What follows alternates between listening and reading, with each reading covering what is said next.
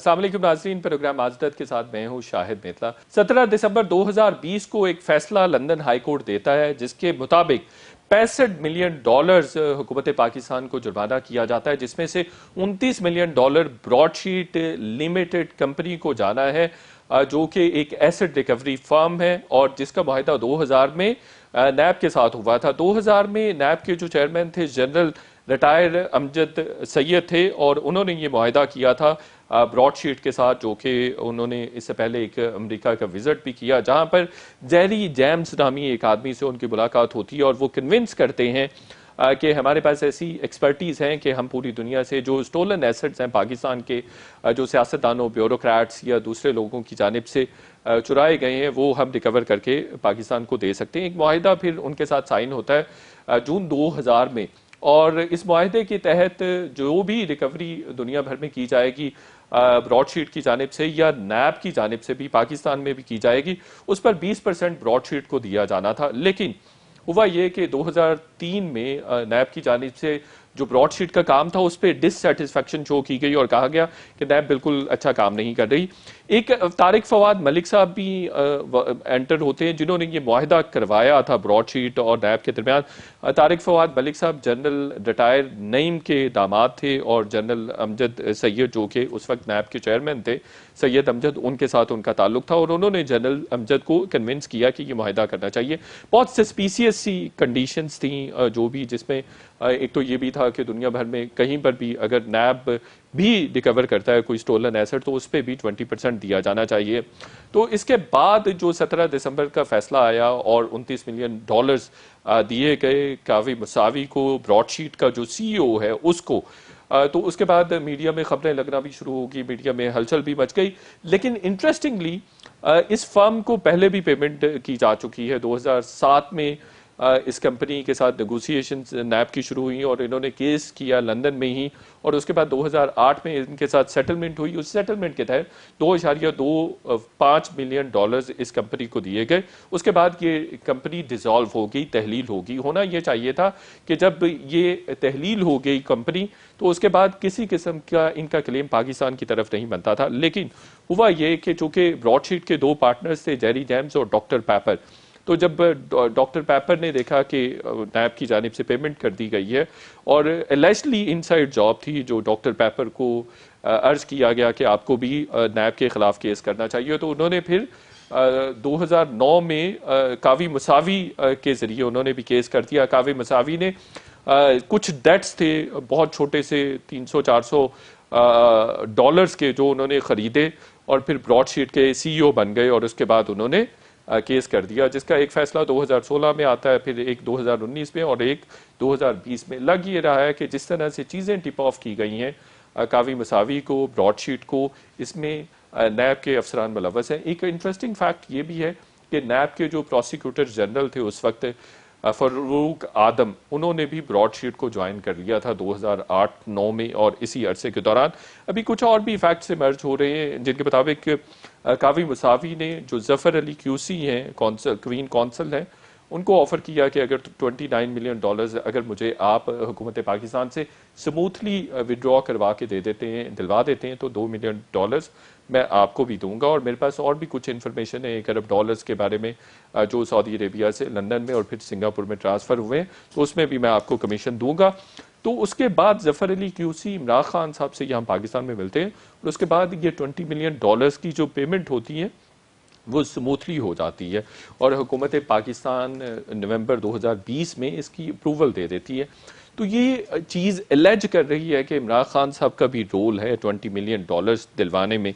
वैसे तो इमरान खान साहब बहुत बड़े अकाउंटेबिलिटी के चैम्पियन बनते हैं, लेकिन इस केस में तो उनको भी एलेज किया जा सकता है कि उनसे मुलाकात होती है एक शख्स की जिसके मफादात होते हैं, जिसके इंटरेस्ट होते हैं, और उसके बाद $29 मिलियन की पेमेंट होती है। इसमें और भी कुछ फैक्ट्स हैं जो आपको प्रोग्राम में आगे चल के भी बताएंगे। अब हुकूमत की जानिब से एक दिन पहले जस्टिस रिटायर्ड अजमत सईद साहब को तैनात किया गया था कि ایک پروب کے لیے جو کمیٹی بنائی ہے اس کا ہیڈ مقرر کیا گیا تھا، اور اس کے علاوہ 4-5 اور بھی لوگ ان کے ساتھ شامل ہونے تھے، اٹارنی جنرل آفس کا ایک نمائندہ، ایک سینئر لائر اور کچھ اور لوگ بھی، جنہوں نے 5 چیزوں کے حوالے سے ٹرمز آف ریفرنس ڈیفائن کرنے تھے اور اسی سے متعلق انہوں نے تحقیقات کرنی تھی۔ ایک تو کہ فرمز کا انتخاب کیسے کیا گیا تھا، معاہدے کی منسوخی کیوں ہوئی تھی، اور براڈ شیٹ اور IAR کے ساتھ جو تصفیہ ہوا تھا 2008 میں وہ کن شرائط پر ہوا تھا، اور ثالثی کہ کس انداز میں London court of international arbitration کے سامنے کارروائی میں ثالثی کی گئی تھی۔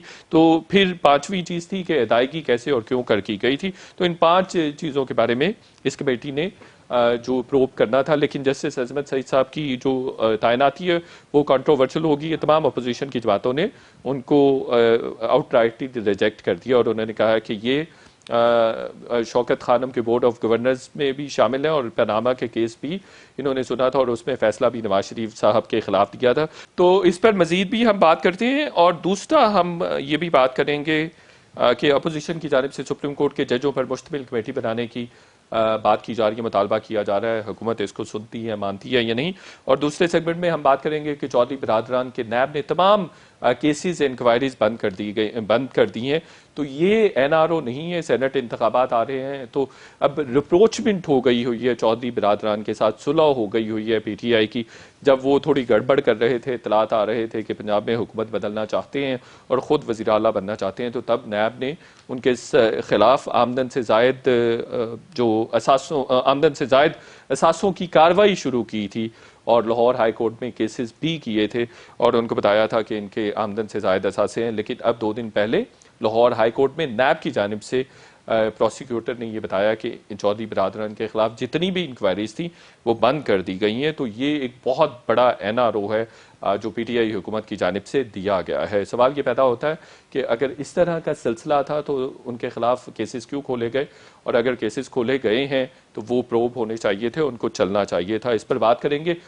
ہمارے ساتھ آج کے شو میں علی محمد خان صاحب ہیں، وفاقی وزیر ہیں، PTI کے سینئر رہنما ہیں، قمر زمان قاہرہ صاحب پیپلز پارٹی کے سینئر رہنما ہیں، ملک احمد خان صاحب پاکستان مسلم لیگ نون کے سینئر رہنما ہیں، وہ بھی ہمارے ساتھ ہوں گے۔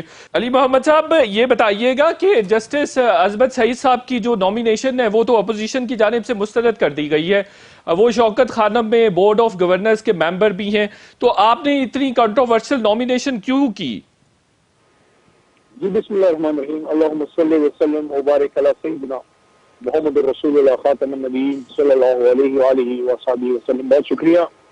شیخ عصمت صاحب ایک کریڈیبل جورسٹ ہیں، سپریم کورٹ کے جج رہے، اور ان کی عدالت میں مجھے حاضر ہونے کا موقع ملا وہاں جب پاناما وغیرہ کے کیس چلتے رہے۔ اس کے بعد بھی جو ہمارے سینئر کاؤنسلز ہیں ان کے ساتھ جانے کا اتفاق ہوا، ان کی ورکنگ دیکھی، ان کو بڑا ایک صاحب کردار اور ایک بڑا اپ رائٹ آدمی میں نے دیکھا کہ انہوں نے کبھی میرے خیال میں ایک ان بائسڈ رہے، اور بڑے سخت قسم کے سوالات حکومت سے بھی کرتے تھے، اور جو بھی سامنے ہوتا تھا چاہے وہ اپوزیشن کا ممبر حکومت کا ہو، سامنے جو بھی ہو۔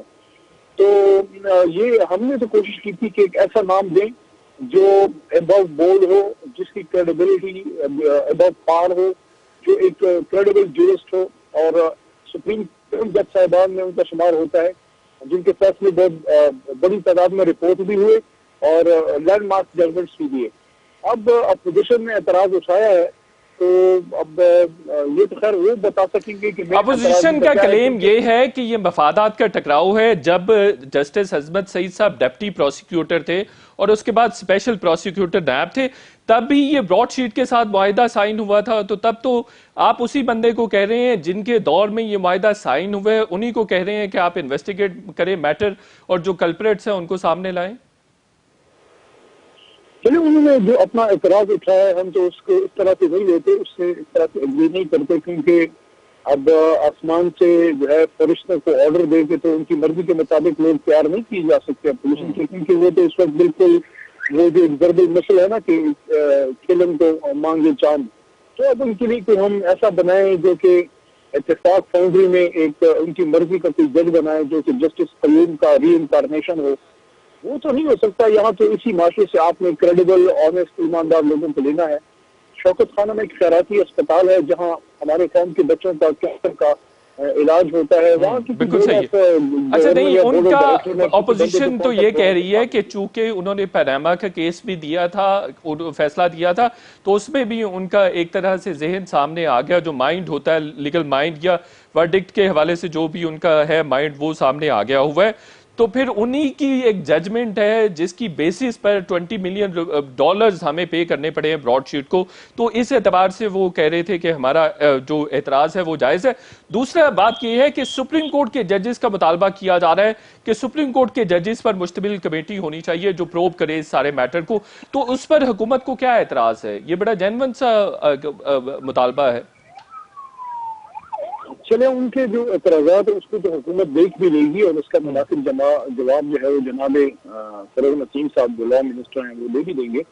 لیکن میں اصولی طور پہ اس نقطہ نظر سے ایگری اس لیے نہیں کرتا کہ ایک آدمی نے اگر کوئی مس کنڈکٹ نہیں کیا اور ایک شخص نے اگر اس پہ کوئی گراس مس کنڈکٹ کے یا کرپشن کے یا ایسی فیصلہ سازی کے الزامات نہیں ہیں جس میں اس کی کریڈیبلٹی مشکوک ہو, تو صرف اس وجہ سے کوئی بھی صادق جج یا محترم کوئی بھی جورسٹ اس وجہ سے اس کو آپ اس کے نام کو ردی کی ٹوکری میں پھینک دیں کہ کبھی اس نے آپ کے خلاف فیصلہ دیا تھا. تو یہ تو جج صاحبان کی کسی ذاتیات نہیں ہوتی, فیصلے آپ کے حق میں بھی آتے ہیں, آپ کے خلاف بھی آتے ہیں. اسی سپریم کورٹ آف پاکستان سے جناب عمران خان صاحب کے حق میں فیصلہ آیا جب وہ صادق اور امین ڈکلیئر ہوئے, لیکن اس سے چند سال پہلے اسی سپریم کورٹ میں ہمارے خلاف جو دھاندلی کا کمیشن تھا اس میں ہمارے خلاف فیصلہ آیا جو ہم نے مانا. تو اگر ہم نے اس بنیاد پہ لوگوں سے لینا ہے کہ یہ مجھے پسند ہے اور یہ مجھے ناپسند ہے تو پھر تو بات ٹھیک نہیں ہے. ہاں, آپ ان کے فیصلوں میں کچھ قانونی سکم ڈھونڈیں, نکالیں کہ انہوں نے مس کنڈکٹ کہاں کیا, کیا کرپشن کی, کیا مس کیریج آف جسٹس کیا, پھر تو ٹھیک ہے. لیکن اس وجہ سے کہ آپ کے خلاف کبھی کسی نے فیصلہ دیا تھا تو وہ اب کسی انکوائری کمیشن میں نہ بیٹھے تو پھر تو اس طرح کرتے ہیں, پھر ان سب کو بھیج دیتے سپریم کورٹ کو بھی وہاں پہ ریونڈ میں ہی لگا دیتے ہیں, سپریم کورٹ کا ایک بینچ لگا دیتے ہیں. یہ پیپلز پارٹی نے بھی آؤٹ رائٹ ہی اس کو ریجیکٹ کر دیا ہے. JUIF اور دیگر جو اپوزیشن کی جماعتیں ہیں وہ بھی کہہ رہی ہیں کہ اپنا ہی جج ہے, بلکہ مسلم لیگ نون تو یہ کہہ رہی ہے جن کے خلاف تحقیقات ہونی چاہیے تھی انہی کو پروب کرنے کے لیے سارا میٹر ان کے حوالے کر دیا گیا, ان کو ہیڈ بنا دیا گیا. تو ساری جماعتیں اعتراض کر رہی ہیں اس ڈیسیژن پر. دیکھیں, جہاں تک فضل الرحمان صاحب کا تعلق ہے تو فضل الرحمان صاحب تو وہ بیچارے تو اس سے بکھلائے ہوئے ہیں کیونکہ بنگلہ نمبر 22 اور کشمیر کمیٹی گئے ہوئے کافی عرصہ ہو گیا. 35 سال میں پہلی بار اقتدار کے ایوانوں سے باہر ہیں, تو یہ تو بڑا دکھ ہے ان کو. بالکل صحیح. اچھا, قائرہ صاحب کی اجازت سے میں ایک دو سوال آپ سے اور بھی کر لیتا ہوں. جہاں تک پیپلز پارٹی کا تعلق ہے نا, پیپلز پارٹی کا, تو وہ تو بیچارے رگڑے جا رہے ہیں ان کے اس سہ فریقی اتحاد میں, جو کہ بیسیکلی 12 مسالے کی جو ایک چارٹ ہے. معذرت خواہ ہوں قائرہ صاحب, میری بات بری لگی ہوگی, لیکن ایک سیاسی جماعت جس کے سیاسی کریڈنشل ہیں ان کو مجبوراً استعفے اور یہ ساری چیزوں میں ان کا ساتھ دینا پڑ رہا ہے. نہ یہ استعفے دیں گے, نہ یہ جو ہے اس طرح کے دھرنے دیں گے. یہ سسٹم کو چلانے والے جو ہے وہ بات کرتے ہیں. میں سمجھتا ہوں پیپلز پارٹی الٹیمیٹلی ان لوگوں کے ساتھ تو نہیں جائے گی. انہوں نے کون سا سندھ حکومت سے استعفے دینے ہیں, ٹھیک ہو گیا. تو یہ تو بس مجبوری کے عالم میں ان کے ساتھ دے رہے ہیں. بالکل ٹھیک ہو گیا. علی محمد صاحب, پہلے یہ لگ رہا تھا براڈ شیٹ کا جب میٹر آیا تو لگ رہا تھا کہ اپوزیشن کی جماعتیں اس میں پھنس جائیں گی. مسلم لیگ نون پہ کافی زیادہ آپ نے الزامات بھی لگائے, باتیں بھی ہوئیں, شوز بھی ہوئے, لیکن اب جو چیزیں اور حقائق سامنے آ رہے ہیں اس سے تو لگ رہا ہے کہ یہ سارا مدعا پی ٹی آئی پہ ڈلنے جا رہا ہے. وہ اس طرح سے کہ آپ دیکھیے کہ جو کاوی موسوی ہے وہ آفر کرتا ہے ظفر علی QC کو کہ اگر آپ $29 ملین میرے حکومت پاکستان سے سموتھلی نکلوا دیتے ہیں تو میں آپ کو $2 ملین جو ہے وہ کمیشن دوں گا. اس کے بعد اس آفر کے ظفر علی QC عمران خان صاحب سے ملتے ہیں اور بڑی اسپیشل اپروول کے بعد یہ $29 ملین اپروو ہوتے ہیں نومبر 2020 میں. ایسا کیوں کیا گیا؟ اس میں تو عمران خان صاحب کو الیج کرنا شروع کر دی ہے. لیکن سمپل سی بات ہے, اس میں کوئی راکٹ سائنس نہیں ہے سر. 2000 میں جب مشرف صاحب جن کو کوئی حق نہیں تھا اس وقت الیکٹڈ حکومت کو ختم کرنے کا, جب ان کی حکومت انہوں نے قائم کی بزور طاقت, یا اس کو آپ بزور شمشیر کہہ دیں, تو انہوں نے احتساب کا رول ڈالا. وہ احتساب کا ایسا رول ڈالا کہ عمران خان صاحب بھی شروع میں احتساب کے نام پہ سپورٹ کیا, لیکن جب مشرف صاحب کی کارنامے اور کرتوت انہوں نے دیکھے کہ انہوں نے احتساب کے نام پہ جو NRO کا ایک جنجال پورا کھولا اور جس طرح احتساب کے ماتھے پہ قلم کے ٹیکے انہوں نے مذہب خواہ مشرف صاحب نے لگائے کہ جو رام ہو گیا وہ ان کے ساتھ شامل ہو گیا، اور جس نے سر نہیں جھکایا تو اس کو این آر او کے جو ہے اپنا نیب میں آپ نے نیب زدہ کر دیا، اس کو جیل میں ڈال دیا۔ تو اس زمانے کی انہوں نے ٹاسک دیا بھی براڈ شیٹ والوں کو کہ جناب آپ چیدہ لوگوں کی انویسٹیگیشن کریں۔ بالکل ٹھیک ہو گیا علی محمد صاحب، میں تو اس $29 ملین کی اپروول کا پوچھ رہا ہوں، یہ عمران صاحب کی حکومت میں دیے گئے ہیں اور اسی حکومت نے اس کا اپروول دیا، نومبر میں اپروول دیا جاتا ہے اور ساری چیزیں بڑا سڈنلی ہوئی ہیں، مطلب اس میں بہت ساری چیزیں سسپیشیس تو ہیں۔ اس کا میں دیکھیں اصل کہانی آپ نے لوگوں کو بتانی ہے، تبھی آپ کے سوال کا جواب آئے گا نا۔ یعنی کہ اگر آپ کتاب کا آخری چیپٹر کھول دیں اور پہلے کے 11 باب بند کر دیں اور آخری باب کے آخری چیپٹر سے سوال کریں تو ایسے تو نہیں ہوتا۔ مشرف نے ٹارگٹ دیا، ٹاسک دیا مشرف صاحب نے کہ ان کی کرپشن کی اب داستانیں کھولیں اگر کوئی ہے۔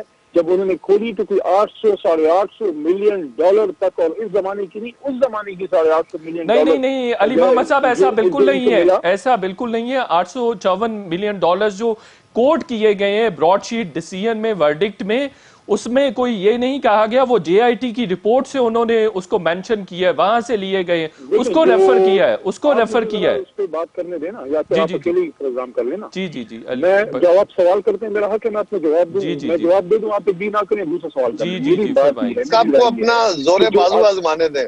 جی بھائی جان، آربیٹریشن کا جج تھا، اس نے یہ کہا کہ 100 ملین کے تو ہمارے سامنے یہ سب موجود ہے اور باقی بات جاتی 800 ملین ڈالر تک۔ اب کہانی ساری یہ ہے کہ جب 850 ملین ڈالر کا کھانچہ نکل آیا زرداری صاحب کا اور جناب میاں محمد نواز شریف صاحب کا، جس میں سر محل بھی نکلا، جس میں سود اکاؤنٹس بھی نکلے، جس میں فیلڈ اکاؤنٹس بھی نکلے، جس میں ان کی منی لانڈرنگ بھی نکلی، اس کے بعد مشرف صاحب کو جو بدہضمی ہوئی تھی احتساب کی، وہ بدہضمی کی دور ہوئی، این آر او کی گولی کھائی انہوں نے جس سے ان کی بھی بدہضمی دور ہوئی، اور جو باقی کرپٹ مافیا ان کی بھی بدہضمی دور ہوئی۔ اللہ خیر صلاح، براڈ شیٹ نکل آیا۔ براڈ شیٹ کا معاہدہ یہ تھا کہ 100 میں سے 20 روپے ان کو ملیں گے۔ انہوں نے کہا کہ بھائی آپ نے چوروں کو معاف کر دیا، ہمارے سے کیا لینا دینا، ہم نے تو آپ کو بدلے نکال کے دے دیے تھے، ہم نے تو آپ کو 850 ملین ڈالر کے کھانچے کا پتہ بتا دیا تھا، ہمیں ہمارا حصہ تو دو۔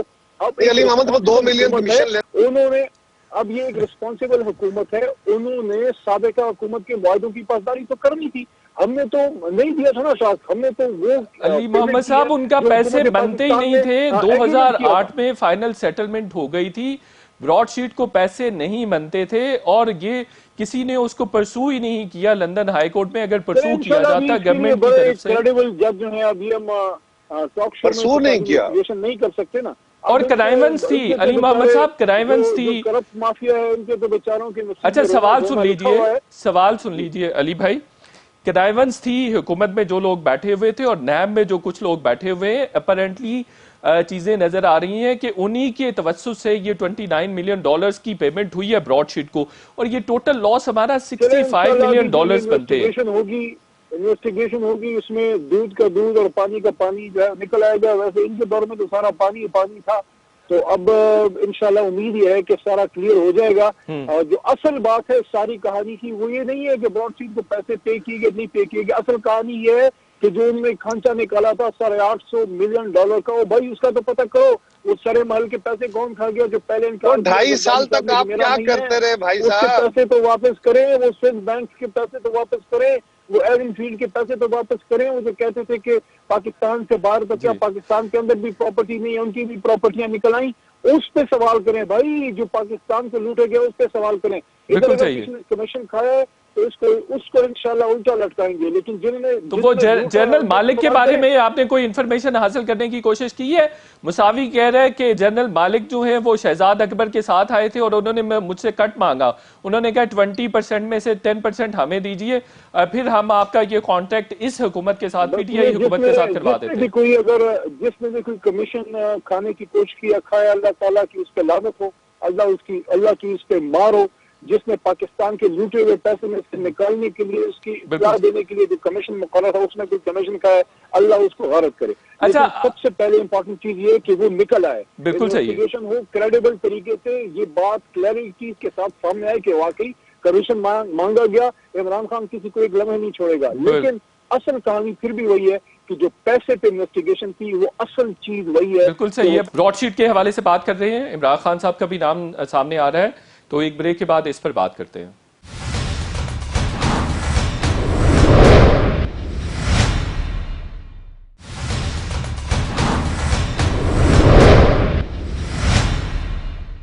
वेलकम बैक नाजरीन।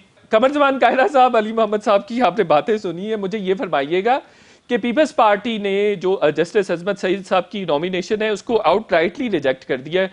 वो कह रहे हैं कि इमरान खान साहब की और हुकूमत की बदनीयती इसमें शामिल है। किस तरह से, कैसे? देखिए, पहली गुजारिश तो ये है कि हमने पहले दिन कहा था कि ये बड़ा अच्छा इनिशिएटिव है, इसको मंतकी अंजाम तक पहुंचाने के लिए हुकूमत को कमीशन बनाना चाहिए। अजमत सईद साहब जाती तौर पे बड़े अच्छे आदमी हैं, उनके क्रेडेंशियल भी अच्छे होंगे, उन पे इल्जामात भी नहीं होंगे, लेकिन अगर वो शौकत खानम के बोर्ड ऑफ गवर्नर्स पे हैं तो उनका वजीर आजम साहब के साथ, उस इदारे के साथ जो वजीर आजम के नाम के साथ जुड़ा हुआ है, उसके साथ एक लिंक है। और पाकिस्तान में जो हमारी जुडिशियल हिस्ट्री है वो भी यही कहती है। यहाँ तक होता है कि अगर कोई जज साहब जो है वो लर्नड जज कोई बेंच पे बैठे हों और किसी ऐसे इदारे का केस आ जाए जिसके वो लीगल एडवाइजर रहे हों, तो वो उस केस से भी अलग हो जाते हैं। मुझे अजमत सईद साहब की जात से एतराज नहीं है, हुकूमत ने उनको क्यों डाला जब उनका ऑलरेडी वो बोर्ड ऑफ गवर्नर्स पे थे, उन पर ये एतराज उठना था, उनको भी खार करेंगे। और मुझे यकीन है कि शेख अजमत सईद साहब एतराज आने के बाद इस केस से अलग हो जाएंगे, वो नहीं इस केस में रहेंगे, क्योंकि वो बड़ी और तरह की शोहरत के हामिल आदमी हैं। लेकिन सवाल ये है कि हुकूमत वक्त करना क्या चाहती है।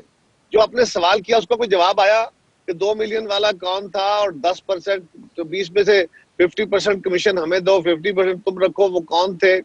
उसका कोई जवाब दिया? एक लिखा पढ़ा, जिस तरह कंप्यूटर में एक चीज डाल दी जाती है ना, पीटीआई के तमाम स्पोक्स पर्सन को एक खास कहानी पिछले 2.5 साल से उनके जहनों में रटा दी गई है, और वो जब भी बात करेंगे आप उनसे कहें कि इंसान आसमान पे, चांद पे कैसे पहुंचा, तो उसके जवाब में भी वो यही कहेंगे कि बाकी दुनिया के तो लोग पहुंच गए, पाकिस्तान का लोग नहीं पहुंच सके इसलिए कि यहाँ की हुकूमतों ने बड़ी करप्शन की थी। वो इसी में खेलते रहेंगे, उनके पास कोई जवाब नहीं होगा किसी मौके के ऊपर कोई सवाल का। यानी या एनआरओ होगा या माजी में कहा भाई 2.5 साल में आपने क्या किया। अगर एक केस आपके दौर में डिसाइड होता है, आपने उस केस को मंतकी अंजाम तक पहुंचाने के लिए क्या किया? आपके दौर में केस का फैसला हुआ, आपने क्यों ना उसको परसू किया प्रॉपरली? बिल्कुल इस केस के अंदर लोगों को पकड़े, उनको करार वाकई सजा दे, जिसका नाम है। अच्छा कायरा साहब, अजमत सईद साहब, ये कायरा साहब, अली मोहम्मद साहब ये कह रहे हैं कि अगर अजमत सईद साहब के डिसीजंस के हवाले से किसी किस्म का एतराज है या उनकी इंटेग्रिटी के हवाले से किसी किस्म का एतराज है, फिर तो अपोजिशन जो भी बात कर रही है एतराजात के हवाले से वो जायज है। अगर ऐसा नहीं है तो फिर मुनासिब नहीं है। नहीं, देखिए गुजारिश है, मैंने इसकी वजाहत कर दी आपको कि अगर बेंच के अंदर बैठे हुए जज साहब किसी दौर में किसी फर्म के लीगल एडवाइजर रहे हों या उनके वकील रहे हों, तो वो केस से खुद को अलग कर लेते हैं कि जी माजी में मैं इस केस का केस लड़ता रहा, वो एक वकील के तौर पे लड़े थे। बिल्कुल सही हो गया। अहमद मलिक साहब, मुझे ये फरमाइएगा कि हुकूमत ने तो एक अच्छा इनिशिएटिव लिया है कि एक प्रोब कमेटी बना दी है, जस्टिस अजमत सईद साहब को उसका हेड भी बना दिया है, तो ये नॉमिनेशन क्यों मुतरजा है आपके लिए? क्यों आप इस पे ऑब्जेक्शन रेज कर रहे हैं? ज्यादा बेहतर ऑप्शन नहीं था कि फाइंडिंग्स आ जाती और उसके बाद अगर उस पर एतराज होता तो आप अपना पॉइंट ऑफ व्यू पार्टी का रख सकते थे सामने? जी मितला साहब, आपका बहुत शुक्रिया। ये जो भी कायरा साहब बात कर रहे हैं ना, ये बिल्कुल दुरुस्त कह रहे हैं। प्रोप्राइटी ये डिमांड करती है कि जिस केस के साथ आप मुंसलिक रहे हों उसकी फैक्ट फाइंडिंग आप नहीं कर सकते। और जो अजमत सईद साहब हैं वो 2 काउंट्स पर इस पूरे मुकदमे में प्रोप्राइटी डिमांड उनसे करेगी कि उन 2 काउंट्स पर वो अपने आप को इससे अलग रखें। पहला कि उन्होंने एक सुपरिटेंडेंट्स का रोल लिया, कंट्रोल लिया उन इन्वेस्टिगेशंस का जो GIT के पास थी। तो वो गालिबन उस वजह से भी मुतनाज़े हैं कि जो आज तक की जुरिस्डिक्शन थी सुप्रीम कोर्ट की, हाई कोर्ट्स की, वो तो ये थी कि इन्वेस्टिगेशन एक स्टैट्यूटरी राइट है और उसको कोई अदालत या कोई पॉलिटिकल बॉस कंट्रोल नहीं कर सकता। लेकिन GIT की इन्वेस्टिगेशन को कंट्रोल किया गया, ये नहीं कि उनकी फैसिलिटेशन के लिए, इसलिए कि वो जो भी करे उसकी रिपोर्ट हमें भेजें और हम देखेंगे कि इन्वेस्टिगेशंस कैसे हो रही हैं। उसके प्रोसेसेस की हैम्परिंग का झगड़ा नहीं था, तफ्तीश की कंटेंट्स का झगड़ा था। और फिर उससे पहले जब ये एग्रीमेंट होता है ब्रॉडशीट के साथ, तो वो नैब के प्रोसिक्यूटर हैं। तो तकाजा इस बात का है कि वो उन रवजा असूलों पर जिसकी बुनियाद पे हमारा कानूनी निज़ाम खड़ा बिल्कुल है, ठीक है। उसमें प्रोप्राइटी डिमांड करती है कि अपने आप को उससे अलग करें, नंबर 1। और दूसरी जो बात है कि जो बड़ा बुनियादी मसला है, ये एक नया रवाज इस हुकूमत में, ये कंसीव्ड गवर्नेंस की एक शक्ल है। इससे पहले हमने देखा कि एक रिकोडेक का फैसला आया, वो इंटरनेशनल कोर्ट ऑफ आर्बिट्रेशन में गया और उसमें इन्होंने हुकूमत ने एक कमेटी बनाई। हालांकि सबके इल्म में था कि वो एक सुओ मोटो प्रोसीडिंग्स थी और बेशुमार रिट पिटिशंस थी जो ह्यूमन राइट वॉच के लोग थे या और लोग थे, वो सुप्रीम कोर्ट में मुख्तलिफ मुकदमे लेकर गए। लेकिन सुप्रीम कोर्ट में इफ्तिखार चौधरी साहब की कोर्ट ने उस वक्त रिकोडेक को भी पीपल्स पार्टी के खाते में डालने के लिए उनकी एक अपनी कोर्ट की तरीक़ाकार थी, उस पर उन्होंने रिकोडेक के कॉन्ट्रैक्ट को जो है वो कॉम्प्रोमाइज कर दिया। नतीजतन वो टेटखम कंपनी वाले चले गए और उन्होंने एक आर्बिट्रेशन अवार्ड के लिए गए और उसके बाद वो ICJ में चला गया, वो अवार्ड उसका आपके खिलाफ आया। तो तब इमरान खान की गवर्नमेंट उस वक्त आ चुकी थी, इन्होंने उस फैसले पर भी एक कमेटी कायम कर दी। अब ना तो उस कमेटी के पास कोई ऐसी हैसियत हो सकती है कि उनकी जुडिशियल प्रोसीडिंग्स के एम्बिट के अंदर रहते हुए उस कमेटी की फाइंडिंग की कोई लीगल कोई उसकी वैल्यू हो, कोई उसका लीगल इफेक्ट हो और वो किसी वजह से किसी के लिए कोई कॉन्सिक्वेंस क्रिएट कर सकती हो, वो तो नहीं कर सकती। बिल्कुल नहीं कर वो सकती। तो फैसला तो वही रहेगा जो कि तो इसकी लीगल बाइंडिंग्स इस वाली कमेटी की किसी किस्म की होंगी जो कार्रवाई, चूंकि जो मेरे पास टर्म्स ऑफ रेफरेंस जो मेरे पास पड़े हुए हैं उसमें तो इन्होंने 5 चीजों का तयन करना है और उसके बाद शायद सजाएं भी हो सकेंगी। Do you think so? नहीं, देखिए बुनियादी सवाल शायद ये है कि इस वक्त इनके सामने जो पेश नजर है चीज, वो ये है कि आप ये सजेस्ट कर रहे हैं कि कहीं की भी कोई अदालत कोई एक ऐसा फैसला करती है तो वो बगैर रीजनिंग के करती है क्या? बिल्कुल ठीक है। अब जब एक अदालत फैसला करती है और बेस्ड अपॉन सर्टेन रेशियोज करती है, किसी मवाद फैसला करती है, तो उसके ऊपर सब्सिक्वेंट कमेटीज की प्रोसीडिंग्स के नतीजे में आप किसी पर क्या रिस्पॉन्सिबिलिटी? बिल्कुल ठीक हो। अगर इनको फैसला पढ़ना आता है तो उसमें तो सब कुछ लिखा हुआ है। बिल्कुल ठीक हो गया। मैं आता हूं मलिक साहब दोबारा आपकी तरफ, जोड़े से ब्रेक लेते हैं और ब्रेक के बाद जब वापस आएंगे गुफ्तगू का सिलसिला जारी रखेंगे।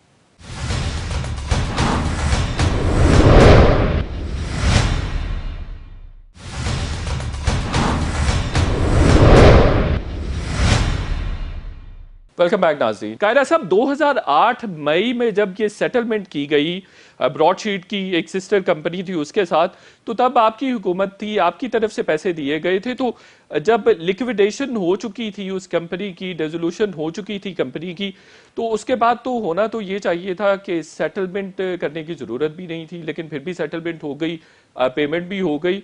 तो फिर 2009 में ब्रॉडशीट ने दोबारा से केस किया अदालत में और वो प्रोसीड हुआ। तो उस दौरान तो आपकी हुकूमत थी, आपने अगर पैसे दिए थे तो कोई फाइनल सेटलमेंट क्यों नहीं हो सकी थी? मेरा ख्याल है शायद पहली बात तो यह है कि ये जो इशू 2008 में मई में आके आया, तो उससे पहले सारा नेगोशिएट हो चुका होगा ना। हमारी तो गवर्नमेंट आती ही उससे कोई मार्च में, अप्रैल मई में हमारी गवर्नमेंट आई, मार्च में 2008 में 2008 में हमारी गवर्नमेंट आई ना जी। 2008 में इलेक्शन हुआ है, उसके बाद हमारी गवर्नमेंट आती है मार्च अप्रैल में जाके। जी। तो उसके फौरन बाद तो बैठ के सेटलमेंट नहीं हो गई, उससे पहले नेगोशिएशन हुई होगी, फाइनलिटी इख्तियार की होगी जनरल मुशर्रफ के दौर में। तो तब जाके काफ लीग के दौर में तब जाके हमारे गवर्नमेंट ने एक फैसला किया होगा कि ये तय हो चुका है, लिहाजा इसको पे कर दिया जाए। मुझे इसकी करंट पोजीशन का नहीं पता। इस तरह की चीजों में उलझाए रखते हैं। कायरा साहब, आखिरी सवाल आपसे और फिर मैं मलिक साहब की जानिब जाऊंगा। چودھری برادران کے حوالے سے 2 دن پہلے لاہور ہائی کورٹ میں نیب کی جانب سے رپورٹ جمع کروائی گئی ہے، جس میں یہ کہا گیا کہ نیب نے چودھری برادران کے خلاف تمام کے تمام کیسز اور انکوائریز بند کر دی ہیں۔ آپ کے خیال میں یہ این آر او ہے اور سینٹ کے لیے، سینٹ انتخابات کے لیے دیا گیا ہے؟ دیکھیں، میں تو یہ ہمیشہ کہتا ہوں کہ خان صاحب کہا کرتے تھے کہ کاف لیگ کی لیڈرشپ پاکستان کے سب سے بڑے ڈاکو ہیں۔ ہم تو نہیں کہتے تھے، وہ کہتے تھے۔ وہ اتحادی شامل ہو گئے، وہ ایم کیو ایم کو کہتے تھے، تو وہ ان کے اتحادی شامل ہو گئے، ان کے گناہ دھل گئے۔ اور تاریخ شاید ہے اس بات کی کہ جو قوتیں عمران خان کے ساتھ ان کو جوڑنے والی ہیں، کیونکہ کاف لیگ ان کی نیچرل اتحادی نہیں ہے، ایم کیو ایم ان کے ساتھ اپنی مرضی سے نہیں بیٹھی ہوئی، وہ تو ان کے مخالف قوتیں تھیں، ان کو وہاں جوڑا گیا ہے۔ اور جو جوڑنے والی قوتیں ہیں، جو بھی تاریخ میں، پاکستان کی تاریخ میں جس نے بھی ان کی جھولی میں پناہ لے لی ہے، اس کے گناہ دھل گئے ہیں، اور جو ان سے ذرا سائڈ پہ رہا، تاریخ کے سارے گناہ اس کے ذمہ لگے۔ حالانکہ ہمارا گناہ تاریخ میں صرف اتنا ہی ہے کہ ہم کہتے ہیں سارے ادارے اپنا اپنا کام کریں، آئین کے مطابق ملک کو یہ گناہ آپ کیوں کرتے ہیں قائرہ صاحب؟ اس لیے کہ دنیا کے جو نارمز ہیں مہتا صاحب، دنیا میں جو اس وقت آج ورکنگ ڈیموکریسیز ہیں یا ڈیلیورنگ ڈیموکریسیز ہیں یا ماڈرن ڈیموکریسیز ہیں، لبرل ڈیموکریسیز ہیں، وہ ڈیموکریسیز ان اصولوں پہ چل کے وہاں پہنچی ہیں کہ وہاں کے لوگ اپنے حکمران چنتے ہیں، اور ادارہ جاتی اکاؤنٹیبلٹی کے ساتھ ساتھ جو پبلک اکاؤنٹیبلٹی ہے، یہ دباؤ جب بڑھتا ہے تبھی جا کے آپ بہتر معاشرے تشکیل دیتے ہیں، تبھی گورننس کا بہتر نظام تشکیل پاتا ہے۔ ہمارے ہاں تو یہ ہے کہ اگر آپ لائن کے اس طرف چلے گئے تو سارے گناہ معاف، اور ادھر بیٹھے ہیں تو آپ بے گناہ بھی ہیں تو آپ سارے جہان کے گناہ گار ہیں۔ بالکل ٹھیک ہے۔ ملک صاحب، آپ سمجھتے ہیں یہ چودھری برادران کو این آر او دیا گیا جو تمام انکوائریز بند کر دی گئی ہیں؟ اچھا دیکھیں، ہمارا جو لا ہے نا، میں تو پھر آپ کو ادھر ہی لے کے جاؤں گا کہ جو ہمارا ایک پریزیڈنٹ بنتا ہے وہ پھر سب کے لیے ہو جاتا ہے۔ اب اگر یہ جو انکوائریز تھیں، اس میں بھی بیسک کنسرن جو تھا وہ نیچر آف کیسز وہی تھا جو اس وقت باقی پولیٹیکل لیڈرشپ کے خلاف بھی مقدمات قائم ہیں، جس میں فائنینشیل ٹرانزیکشن کے پرائیویٹ بزنسز کی دیکھی جا رہی ہے۔ اسی نیچر کی انکوائری جو ہے وہ چودھری صاحبان کی بھی کی جا رہی تھی۔ اگر ان کی حد تک وہ جرم نہیں ہے تو پھر باقی بھی کسی کا جرم نہیں۔ بالکل صحیح ہو گیا۔ ملک احمد خان صاحب، قمر زمان قائرہ صاحب، علی محمد خان صاحب، آپ تینوں کا بہت بہت شکریہ۔ شو کا وقت ختم ہو گیا، انشاءاللہ کل پھر آپ سے ملاقات ہوگی۔ کل تک کے لیے اجازت، اللہ حافظ۔